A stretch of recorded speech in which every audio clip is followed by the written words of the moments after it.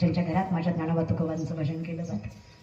मग मी हाही विचार करते, काही दलिंदर असेल तो बंगलावाला ज्याच्या बंगल्यात हरिपाठ नाही, ज्या लेकरांना हिंदी गाण्याशिवाय दुसरं काही येत नाही, ज्या लेकरांना आईबापांना कसं बोलावं हे सुद्धा, आनंद मजा मस्ती आई वडील हे गोष्टी असं नाही की आई वडिलांशी फारच आनंदाने राहायचंय त्यांच्याशी, पण त्यांचा अनादर करायचा नाही, हे शिकाय. काय असतो परमार्थ? परमार्थ म्हणजे चला मायबाप कळले त्याला देव कळायला कितीसा वेळ लागणार आहे? आणि तुम्हीच सांगा, मायबाप चला घरातला बाप कळला नाही त्याला पंढरीचा बाप कळणार आहे?